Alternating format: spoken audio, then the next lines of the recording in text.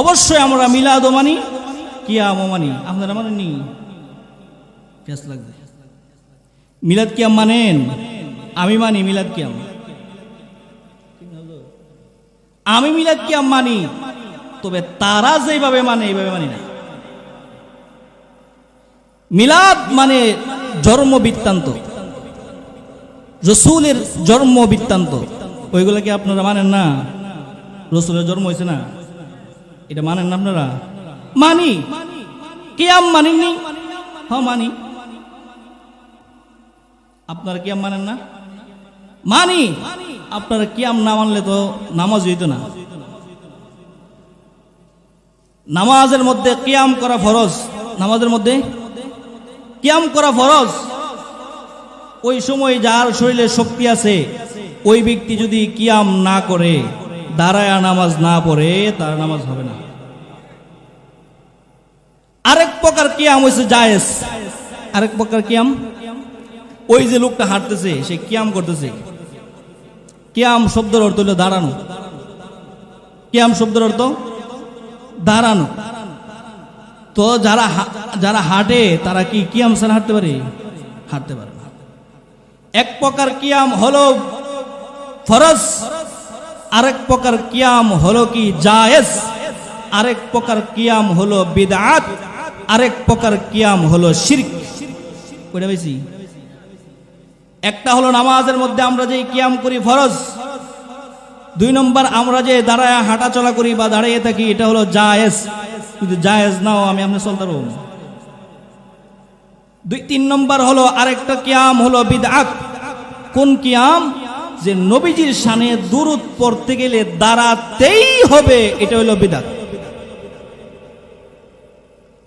এমনি দাঁড়ায়া দুরূদ পড়তে পারবেন, জায়েজ, কিন্তু দাঁড়াতেই হবে, আবশ্যক করে দিলে এটা কি? বিদআত। আরেক প্রকার কিয়াম হলো শিরক। সেটা হলো ওই কিয়াম যে নবীজি তো এখানে আয়া বসছে, সালাম দাও। তো নবীজি এখানে আয়সা পড়ছে, সালাম দাও। নবীজিকে কি মনে করছে? হাজের নাজের। তো হাজের নাজেরের গুণ একমাত্র কার? তো এই গুণটা নবীজির সঙ্গে মিলিয়ে দিলে ওই কিয়ামটা হয়ে যায় শিরক। ওই কিয়ামটা শিরক। আচ্ছা, আল্লাহর দাম বেশি না নবীর দাম বেশি? কোরআনের দাম বেশি না হাদিসের দাম বেশি? কোরআনের দাম বেশি। কোন ব্যক্তি দুরূদ পড়তে গিয়ে যদি দাঁড়ায়, সে রসুলের সঙ্গে মহব্বত করতে গিয়ে আল্লাহর সঙ্গে বেয়াদবি করে। আচ্ছা বলেন তো, এখানে আল্লাহ আসেনি? আমরা দাঁড়ায় রয়েছি না বই রয়েছি? কিন্তু উচিত ছিল আমাদের 24 ঘন্টা দাঁড়ায় থাকার। আল্লাহ এখানে হাজির নাজির। নবী আসলেই যদি আমাদের কি করতে হয়? দাঁড়াইতেই হই। তাহলে আল্লাহ তো সব জায়গায় আছে, তাহলে বৈশা থাকার কোন সুযোগ? 2 নম্বর হলো কোরআন। কোরআনের সম্মান বেশি, আল্লাহর সম্মান বেশি।